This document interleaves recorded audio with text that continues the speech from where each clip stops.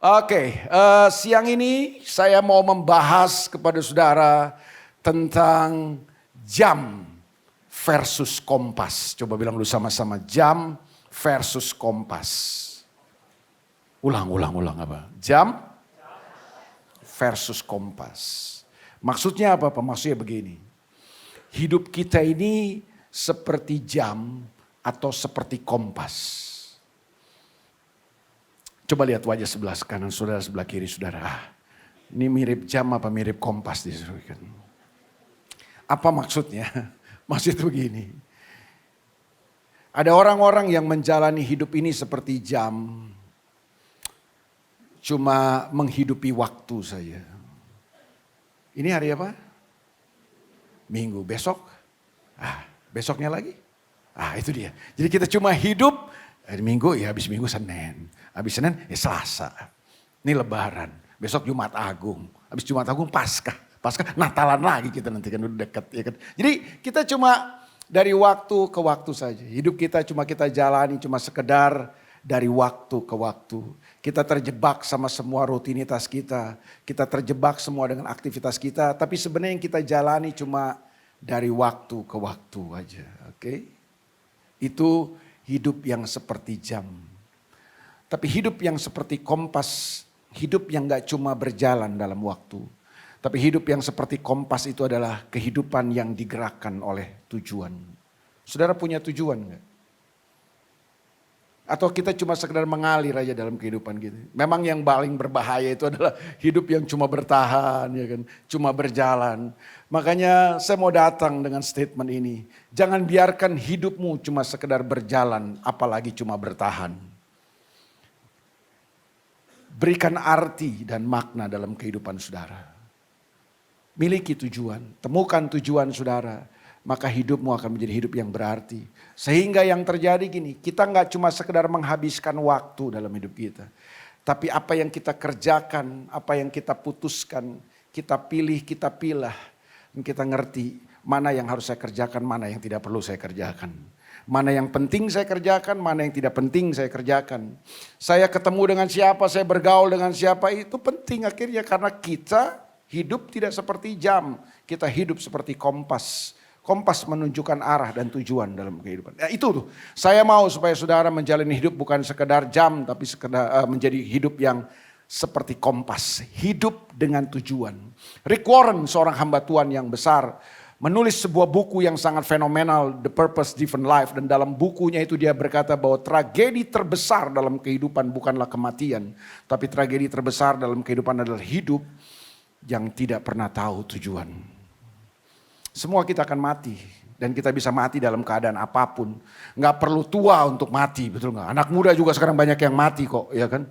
Gak perlu sakit untuk mati. Banyak orang sehatnya juga tiba-tiba mati aja.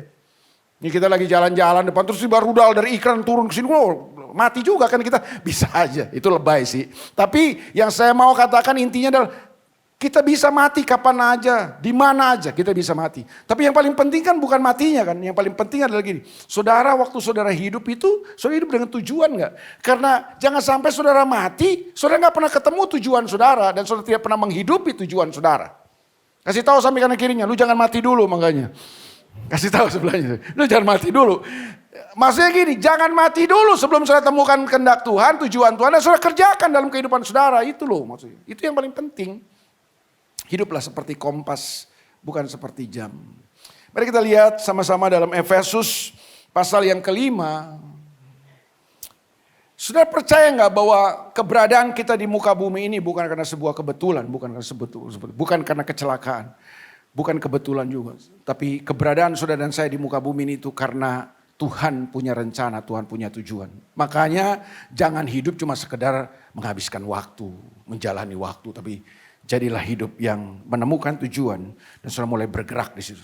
Saudara mulai menghidupi tujuan saudara dan saudara menggenapi tujuan Tuhan dalam hidup saudara.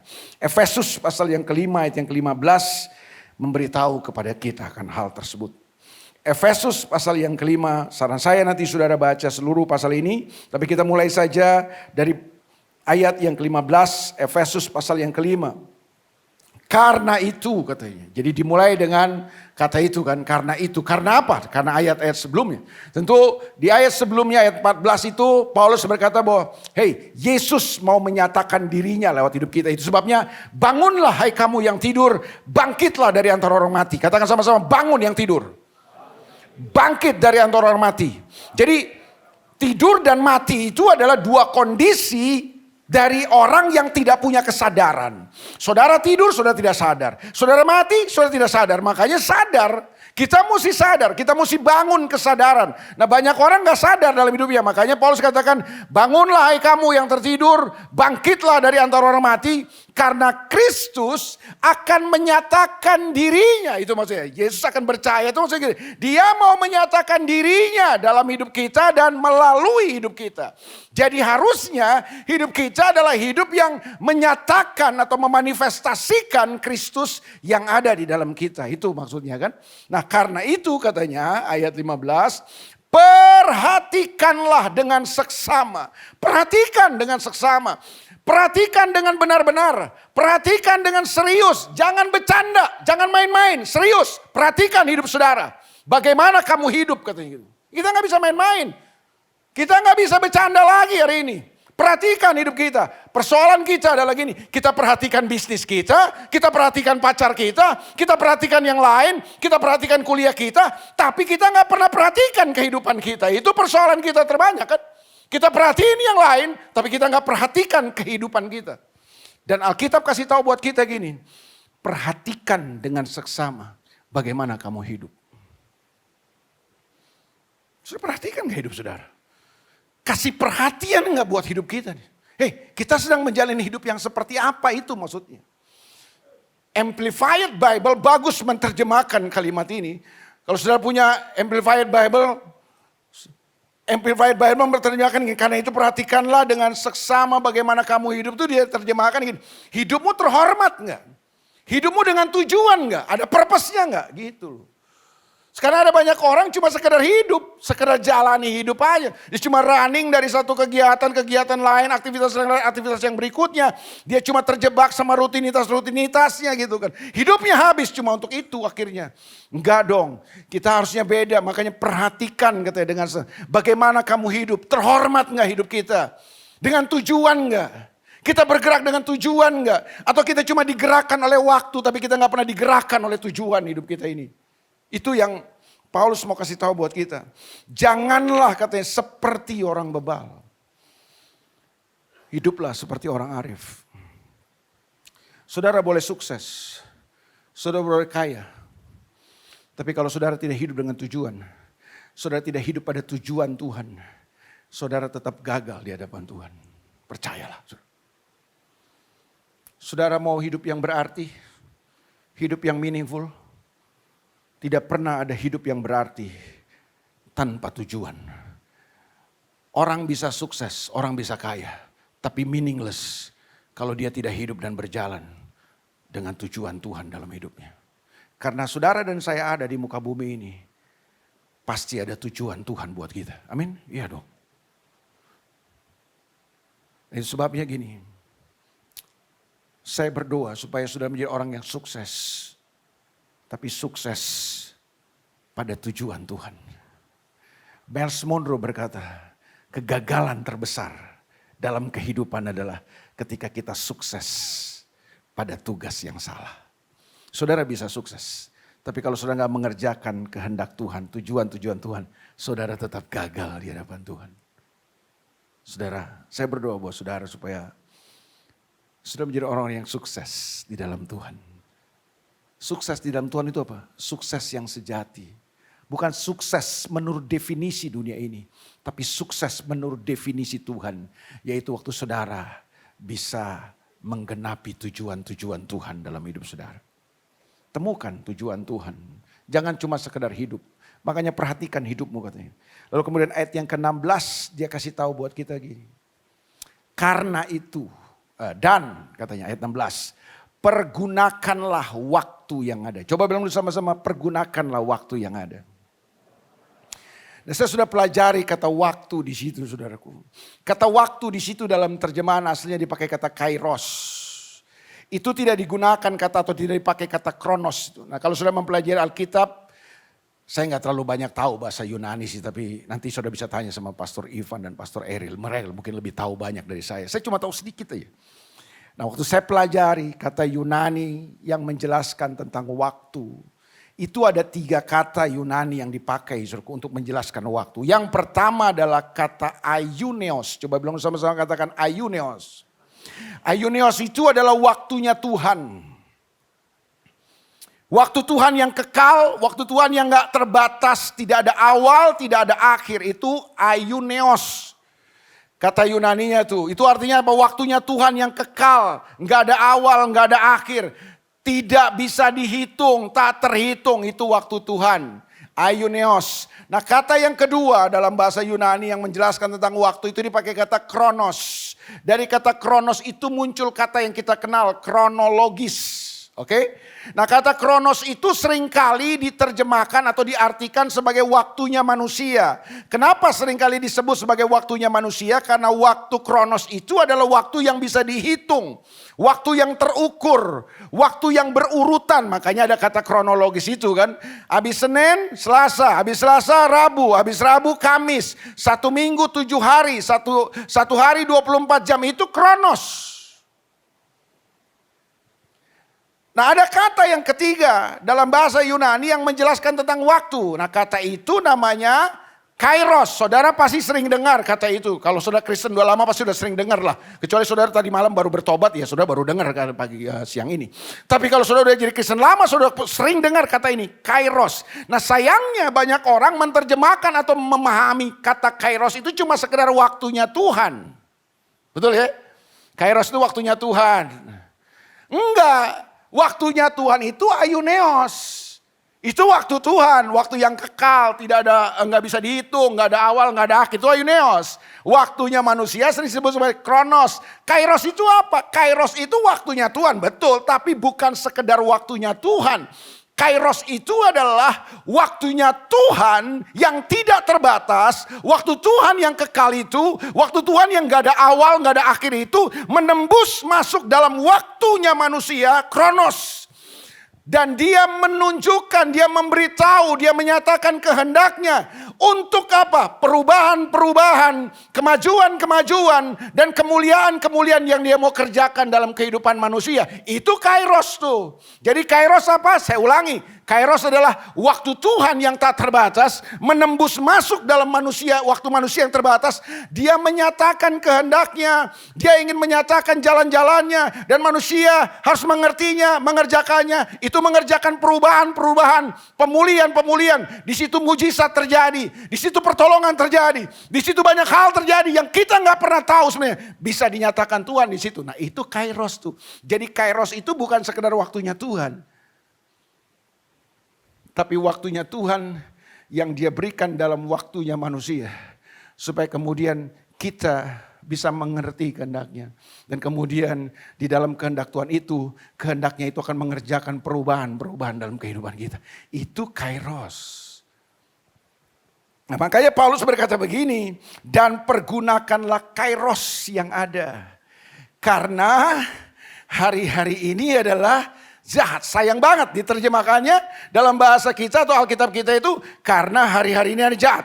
Ya gak terlalu salah banget sih, tapi kalau cuma pengertiannya itu lalu kemudian kita punya pemahaman, oh ya hari-hari ini jahat, kita mesti gunain waktu. Karena banyak begal, sekarang kejahatan juga tambah canggih. Ya kan beberapa waktu kita dengar bagaimana nasabah sebuah bank swasta di Indonesia khususnya rekening-rekening bisnis ya kemudian bisa tiba-tiba lenyap dan karena modus kejahatan sekarang ini canggih banget ya, tiba-tiba udah kosong aja kan gitu kan di rekeningnya kan. Nah, itu hari-hari ini banyak kejahatan yang muncul, betul. Tapi ayat ini tidak dimaksudkan untuk menjelaskan kepada kita tentang hal tersebut.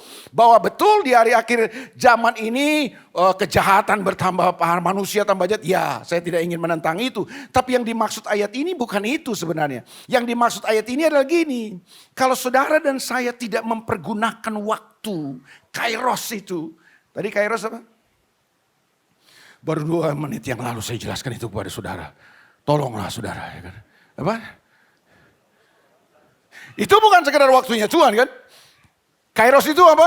Waktunya Tuhan yang menembus masuk dalam waktunya manusia yang terbatas untuk dia menyatakan kehendaknya buat kita. Bahwa ketika dia menyatakan kehendaknya, di situ terjadi mujizat, di situ terjadi pertolongan, di situ terjadi berkat. Itu kairos kan. Tapi intinya kan bukan mujizatnya. Tapi yang paling penting daripada kairos itu adalah Tuhan mau menyatakan kehendaknya itu loh buat kita.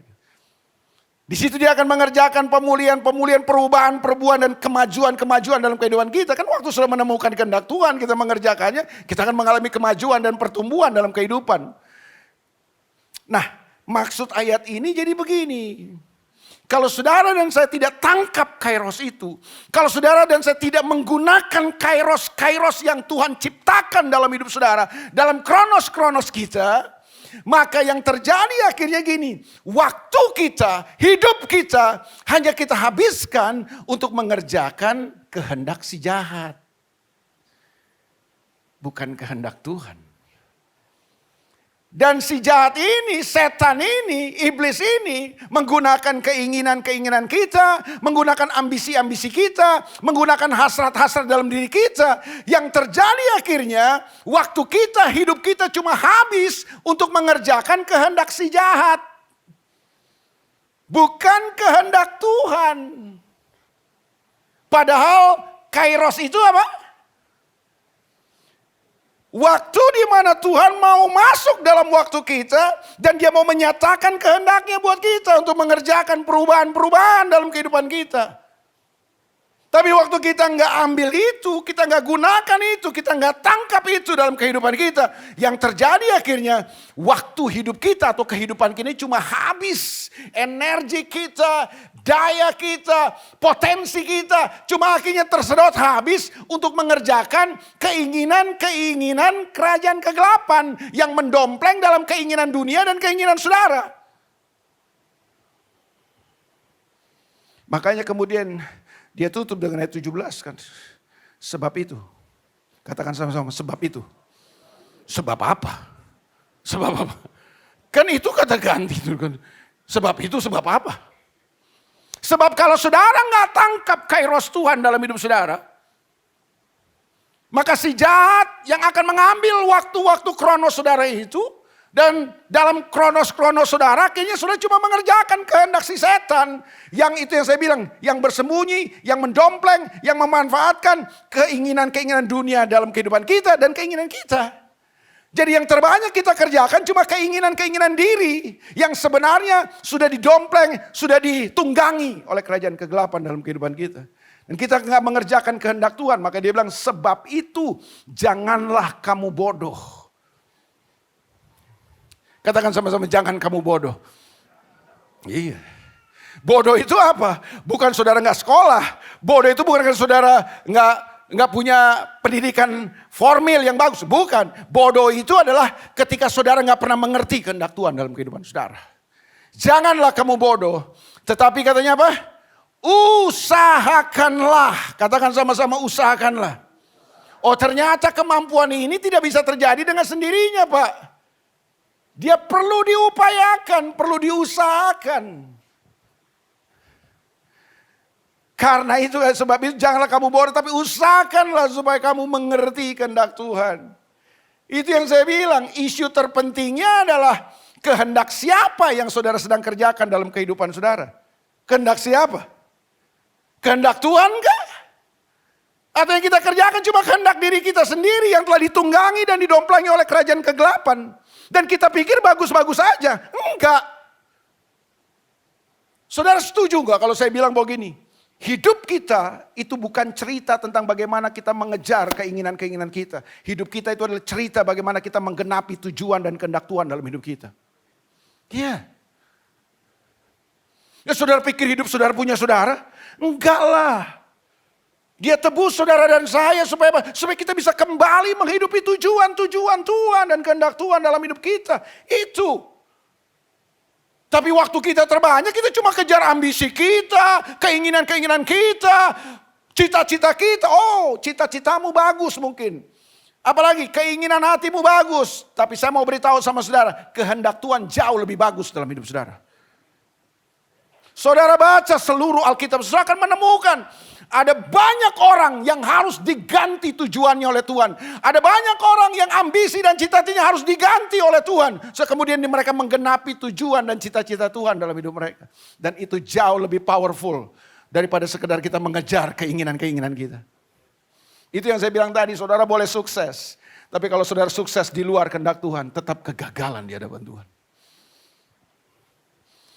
Kalau hari ini Tuhan panggil sudah jadi bisnismen, jadilah bisnismen yang mengerjakan kehendak Tuhan di dunia bisnis. Kalau Tuhan panggil saudara jadi tenaga pendidik, jadilah tenaga-tenaga pendidik yang mengerjakan kehendak Tuhan di dunia pendidikan dong gitu. Apalagi, apapun itu saudara. Kalau Tuhan panggil saudara, temukan kehendak Tuhan di sana. Serahkan hidup saudara buat kehendak Tuhan di situ. Dan biarkan Tuhan memakai hidup saudara untuk melaksanakan kehendaknya di situ. Itu. Jangan bodoh saudaraku. Usahakan. Dan itu tidak pernah terjadi dengan sendirinya dalam kehidupan kita. Perlu kita upayakan. Upayakan untuk saudara mengerti kehendak Tuhan dong dalam hidup saudara. Itu yang saya bilang tadi, jangan abai. Perhatikan bagaimana saudara hidup. Makanya ambil waktu untuk cari tahu kehendak Tuhan. Gabunglah dengan, di sini apa?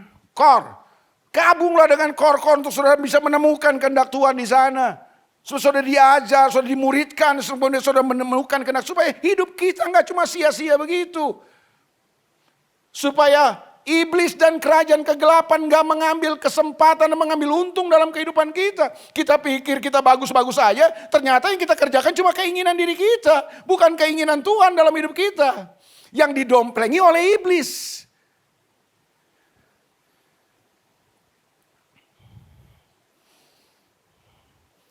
1 Petrus pasal yang keempat.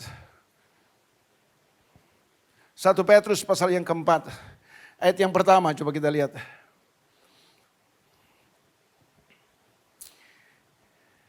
Jadi karena Kristus telah menderita penderitaan badani, kamu pun harus juga mempersenjatai dirimu dengan pikiran yang demikian. Izinkan saya menjelaskan ayat ini sebelum kita baca seterusnya. Pokok pemikirannya kan begini, bahwa waktu saudara dan saya mengerjakan kehendak Tuhan dalam hidup kita, bahwa kita bisa menderita loh. Jangan saudara pikir mengerjakan kehendak Tuhan itu enak. Nggak enak bawa daging kita. Kita bisa menderita sama seperti Kristus katanya. Waktu dia mengerjakan kehendak Bapanya. Waktu dia diutus ke dalam dunia ini. Yesus tidak mengerjakan kehendak dirinya sendiri. Dia sendiri yang bilang, apa yang aku kerjakan semua berasal dari Bapa. Aku datang ke dalam dunia untuk mengerjakan kehendak Bapakku di dunia ini. Itu yang Yesus kerjakan. Dia memberi diri dan menyerahkan hidupnya sepenuhnya buat kehendak Bapa terjadi dan terlaksana. Bahwa apakah Yesus punya keinginan? Punya. Dia punya kehendak? Punya kehendak. Makanya kita kenal doa itu kan. Bapa kalau boleh cawan ini lalu daripadaku. Kalau boleh ini keinginanku. Ini cawan terlalu berat. Lalukan cawan ini daripadaku. Tapi Yesus menutup doanya dengan sebuah kalimat yang powerful. Betul gak saudara? Apa kalimatnya? Bukan keinginanku yang jadi. Bukan kemauanku yang jadi. Bukan kehendakku yang harus jadi. Tapi kehendakmu yang harus terjadi. Dia terima cawan itu? Ya. Karena meminum cawan itu adalah kehendak Bapa buat Yesus. Dia kerjakan itu. Bahwa waktu dia mengerjakan kehendak Tuhan dalam hidupnya. Dia menderita enggak? Menderita Pak. Siapa bilang enggak?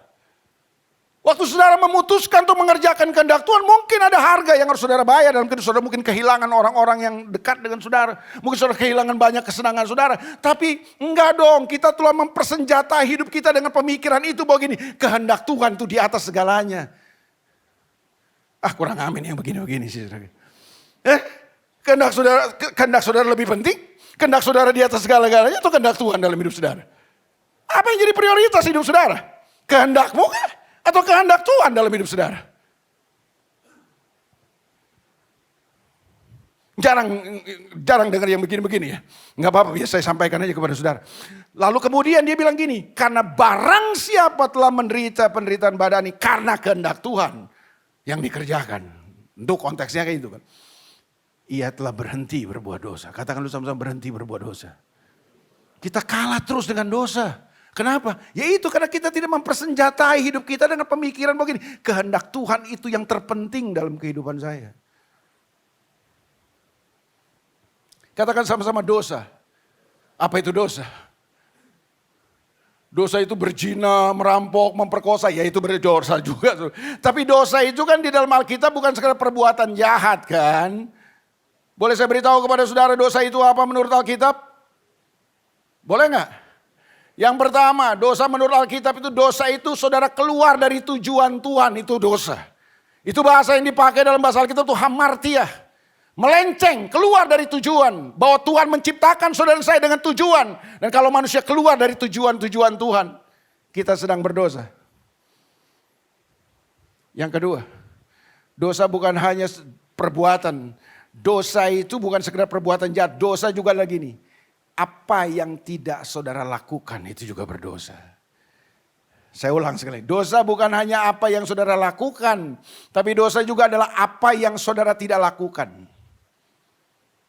1, 2, 3. Oh, kurang ada yes. Ada cuma 1, 2 orang. Dalam pemuritan pria sejati kita diajar itu. Bahwa dosa pria. Sebenarnya bukan hanya dosa pria kan. Dosa semua orang. Dosa Adam, dosa pria itu adalah bukan apa yang dia lakukan. Tapi dosa pria adalah apa yang dia tidak lakukan.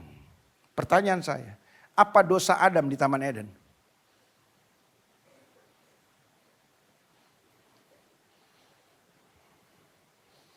Dosanya Hawa jelas. Hawa makan buah yang dilarang oleh Tuhan. Betul gak sih? Iya kan? Tuhan larang dia makan buah itu kan. Manusia lah, Tuhan larang makan buah pohon pengetahuan baik itu. Tapi dimakan oleh karena ditipu oleh si ular. Betul ya saudara? Nah dosanya Adam apa? Itu kan dosanya Hawa. Hawa yang dulu diperdaya, dia lihat buah itu, dia nafsu dengan buah itu karena bagus, katanya menarik, ya kan indah, ya kan iyalah iblis akan nawarin yang menarik, yang indah. Maksudnya iblis nawarin yang jelek-jelek. Enggak lah, iblis nawarin yang indah-indah lah supaya manusia ketipu kan. Nah waktu Hawa tergoda dan terperdaya oleh si ular itu, lalu kemudian dia nafsu kan, dia makan buah itu, dia ambil, dia makan. Nah, dosanya Adam apa? Dosanya Adam bukan hanya ikut makan kan. Dosanya Adam apa sih? Justru apa yang Adam tidak lakukan kan. Apa yang Adam tidak lakukan? Dia tidak melakukan tanggung jawabnya. Dia tidak melakukan kehendak Tuhan. Yang kasih firman itu Tuhan dan Tuhan kasih firman itu kepada Adam. Adam yang memutuskan harusnya. Waktu dia lihat Hawa digoda harusnya sejak awal Adam udah bilang gini, Hawa! Jangan percaya sama si ular itu. Dia sedang menipu kamu. Firman Tuhan gak bilang begitu. Firman Tuhan udah bilang semua buah boleh kita makan. Cuma itu yang gak boleh makan. Jangan makan Hawa. Atau waktu si ular datang menggoda Hawa. Harusnya Adam sudah kerjakan. Ular lu jangan macam-macam. Kan yang memutuskan Adam sebenarnya. Tuhan kasih kuasa kepada Adam buat Taman Eden itu. Makanya saya bingung kenapa si Hawa bisa ditipu sama si ular. Berarti Adam tidak mengerjakan apa yang menjadi tanggung jawabnya. Apa tanggung jawab Adam? Tanggung jawab Adam adalah mengerjakan kehendak Tuhan yang dipercayakan Tuhan buat Adam. Menjaga, mengusahakan taman itu dan menjaganya.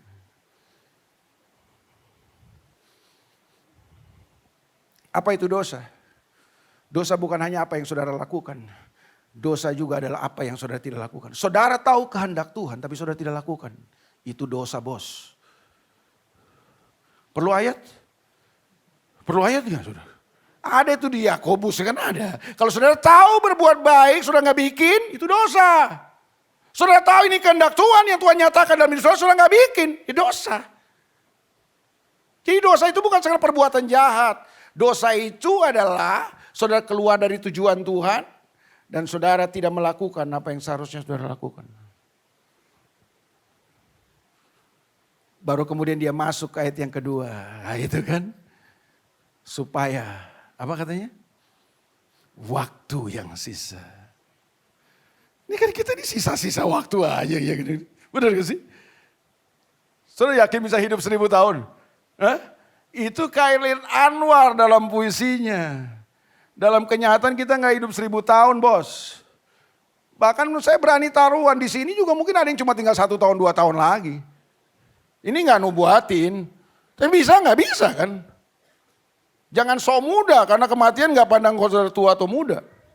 Tapi itu yang saya bilang. Jangan mati dulu, kan udah saya bilang tadi di awal. Supaya waktu yang sisa, jangan kamu pergunakan menurut keinginan manusia. Tetapi menurut kehendak Tuhan harusnya. Kita sesuaikan diri kita dengan keinginan kita. Kita sesuaikan diri kita dengan keinginan pimpinan kita, bos kita. Kita sesuaikan diri kita dengan keinginan teman-teman kita. Kita sesuaikan diri kita dengan keinginan dunia ini. Tapi kita gak pernah sesuaikan diri kita dengan kehendak Tuhan. Itu celakanya kita. Padahal kita bilang supaya waktu yang ada, jangan kamu gunakan menurut keinginan manusia. Tapi pakailah untuk menggenapi kehendak Tuhan. Amin. Ayat-ayat terakhir. Kisah Rasul pasal 13. Ayat yang ke-22. Saya akan tutup dengan ayat ini. Contoh di Alkitab. Kisah 13. Kisah 13 ayat 22. Setelah Saul disingkirkan. Siapa Saul? Raja Israel yang pertama itu Saul. Dia diurapi? Diurapi bos. Diurapi Tuhan dia. Setelah Saul disingkirkan, Allah mengangkat Daud menjadi raja mereka.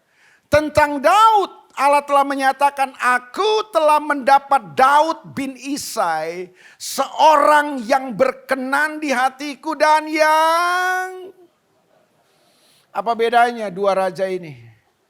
Sama-sama raja. Sama-sama raja. Tapi raja yang pertama lebih banyak habiskan waktu dalam hidupnya cuma mengejar dan mengerjakan keinginan-keinginan dirinya sendiri. Tapi ada seorang raja, dan Daud bukan sekedar raja. Kalau sudah baca Alkitab saudara akan mengerti, Daud itu raja model. Raja modelnya bukan raja pertama. Raja modelnya adalah raja kedua. Kenapa? Kenapa Daud jadi raja model? Dia bukan manusia setengah dewa. Dia bukan manusia seperti malaikat yang gak ada cacat celah. Tapi kenapa Daud menjadi raja model? Karena ini, Daud adalah seorang yang melakukan kehendak Tuhan. Waktu saya baca ini tentang Daud, Allah telah menyatakan aku telah mendapat Daud. Kata mendapat Daud itu berarti Tuhan cari kan. Tuhan cari loh.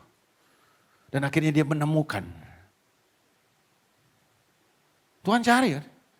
Tuhan cari orang yang seperti apa? Tuhan cari orang yang hatinya berkenan sama dia. Berkenan sama Tuhan itu apa sih? Oh dia tahu. Saudara adalah orang yang menempatkan kehendak Tuhan di atas segalanya. Dia tahu. Ini bukan perbandingan seorang dua raja. Tapi Daud menjadi raja model karena apa? Daud hidupnya itu menggenapi kehendak Tuhan. Obsesi terbesarnya bukan tahta. Obsesi terbesarnya bukan kekuasaan. Obsesi terbesar Daud bagaimana dia bisa menyenangkan Tuhan dan mengerjakan kehendak Tuhan. Makanya kemudian waktu dia mati, statementnya gini. Ayat 36, ayat terakhir. Kisah 13, ini kan ayat 22 kan, ayat 36-nya. Nah ini. Sebab Daud melakukan kehendak Allah pada zamannya.